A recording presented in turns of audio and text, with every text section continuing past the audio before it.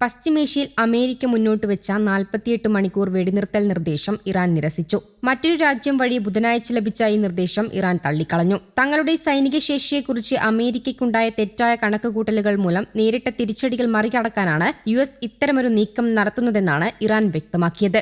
അടുത്തിടെ കുവൈത്തിലെ ബുബിയാൻ ദ്വീപിലുള്ള അമേരിക്കൻ സൈനിക ഡിപ്പോയ്ക്ക് നേരെ ഇറാൻ ആക്രമണം നടത്തിയിരുന്നു. ഇതിനു പിന്നാലെയാണ് നയതന്ത്ര ശ്രമങ്ങൾ US ശക്തമാക്കിയത്. വെടിനിർത്തൽ സംബന്ധിച്ച നിർദ്ദേശത്തിന് ഇറാൻ മറുപടി നൽകിയിട്ടില്ല. പകരം യുദ്ധക്കളത്തിൽ ആക്രമണം തുടർന്നുകൊണ്ടാണ് ഇറാൻ തങ്ങളുടെ നിലപാട് വ്യക്തമാക്കിയതെന്ന് അന്താരാഷ്ട്ര മാധ്യമങ്ങൾ റിപ്പോർട്ട് ചെയ്യുന്നു. ഇറാൻ പ്രസിഡന്റ് വെടിനിർത്തൽ ആവശ്യപ്പെട്ടുവെന്ന US പ്രസിഡന്റ് ഡൊണാൾഡ് ട്രംപിന്റെ അവകാശവാദം ഇറാന്റെ വിദേശകാര്യ മന്ത്രാലയം തള്ളിയിരുന്നു. വെടിനിർത്തലിനായി പാകിസ്ഥാൻ ഉൾപ്പെടെയുള്ള രാജ്യങ്ങൾ മധ്യസ്ഥതയ്ക്ക് ശ്രമിക്കുന്നുണ്ടെങ്കിലും അമേരിക്കയുടെ ഡിമാൻഡുകൾ അംഗീകരിക്കാനാകില്ലെന്ന നിലപാടിലാണ് ഇറാൻ. അമേരിക്കയും ഇറാനും തമ്മിലുള്ള സംഘർഷം പുതിയ തലങ്ങളിലേക്ക് കടക്കുമ്പോഴും നയതന്ത്ര ചർച്ചകൾക്ക് പ്രസക്തിയുണ്ടെന്ന നിലപാടിൽ ഉറച്ചു നിൽക്കുകയാണ് അമേരിക്കൻ പ്രസിഡന്റ് ഡൊണാൾഡ് ട്രംപ്. യുദ്ധവിമാനങ്ങൾ വെടിവെച്ചിട്ട സംഭവം ചർച്ചകളെ ബാധിക്കില്ലെന്ന് വ്യക്തമാക്കിയ ട്രംപ് രാജ്യം ഇപ്പോൾ യുദ്ധസമാനമായ സാഹചര്യത്തിലാണെന്ന് തുറന്നു പറയുകയും ചെയ്തു. ഇറാനെ പൂർണ്ണമായും നശിപ്പിച്ചുവെന്ന ട്രംപിന്റെ പ്രസ്താവനയ്ക്ക് പിന്നാലെയുണ്ടായ ഈ തിരിച്ചടികളെ ഗൌരവത്തോടെയാണ് അമേരിക്ക കാണുന്നത്. F-50E ഫൈറ്റർ ജെറ്റിന് പിന്നാലെ ഹോർമൂസ് കടലിടുക്കിന് സമീപം A-10 വിമാനവും വെടിവെച്ചിട്ടതായി ഇറാൻ അവകാശപ്പെട്ടു. ഇതോടെ പശ്ചിമേഷ്യയിലെ സൈനിക നീക്കങ്ങൾ കൂടുതൽ സങ്കീർണമായിരിക്കുകയാണ്. നിലവിലെ രക്ഷാപ്രവർത്തനങ്ങളെക്കുറിച്ചോ പൈലറ്റുമാരുടെ വിവരങ്ങളെക്കുറിച്ചോ കൂടുതൽ ഒന്നും വെളിപ്പെടുത്താൻ ട്രംപ് തയ്യാറായിട്ടില്ല.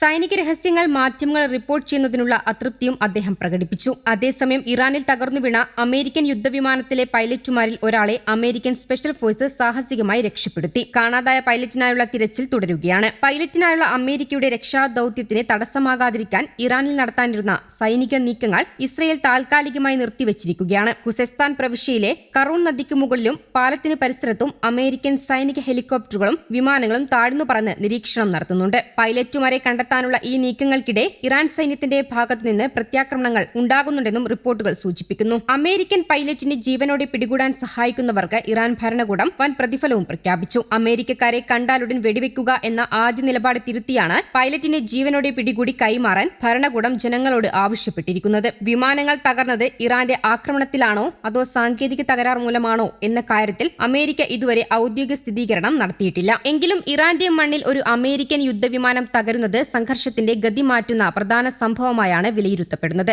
അത്യാധുനിക F-35 വിമാനമാണ് തകർത്തെന്ന ഇറാന്റെ അവകാശവാദത്തിൽ വ്യക്തത വരാനിരിക്കുന്നതേയുള്ളൂ. അമേരിക്കൻ സൈന്യം ഇറാനെതിരെ നിർണായക വിജയങ്ങൾ കൈവരിച്ചിട്ടുണ്ടെന്ന അവകാശവാദം ഉയർത്തുമ്പോൾ അതിനെതിരെ സംശയങ്ങൾ ഉയരുന്നതും യുദ്ധത്തിന്റെ സങ്കീർണത വർദ്ധിപ്പിക്കുന്നു. യഥാർത്ഥത്തിൽ എന്താണ് സംഭവിക്കുന്നത് എന്നതും ലോകം വിശ്വസിക്കുന്നത് എന്താണ് എന്നുള്ളതും തമ്മിലുള്ള വ്യത്യാസം ഇപ്പോൾ കൂടുതൽ വ്യക്തമായി പ്രകടമാകുന്നു. ഈ സാഹചര്യത്തിൽ ഓരോ വിവരവും ഓരോ പ്രസ്താവനയും ഓരോ റിപ്പോർട്ടും തന്നെ യുദ്ധത്തിന്റെ ദിശ മാറ്റാൻ കഴിയുന്ന ശക്തിയുള്ളവയായി മാറിയിരിക്കുന്നു. ഇറാന്റെ ബാലിസ്റ്റിക് മിസൈൽ ഡ്രോൺ ആക്രമണങ്ങൾ ഏകദേശം 90% വരെ കുറഞ്ഞിട്ടുണ്ട്. കൂടാതെ ഇറാന്റെ നാവികസേന വലിയ തോതിൽ തകരുകയും അവരുടെ ഉൽപാദന സൗകര്യങ്ങളിൽ 2/3 ഭാഗം നശിപ്പിക്കുകയും ചെയ്തിട്ടുണ്ട്. അമേരിക്കയും ഇസ്രായേലും ഇപ്പോൾ ഇറാനുമേൽ ശക്തമായ വ്യോമ ആധിപത്യം പുലർത്തുകയാണ്. ഇത്തരമൊരു സാഹചര്യത്തിൽ ഇറാന്റെ ഏകമാർഗം അമേരിക്കയുമായി കരാറിലെത്തുകയും അവരുടെ ആണവ പദ്ധതികൾ ഉപേക്ഷിക്കുകയും ചെയ്യുക എന്നുള്ളതാണ്. News desk Kerala Kaumudi.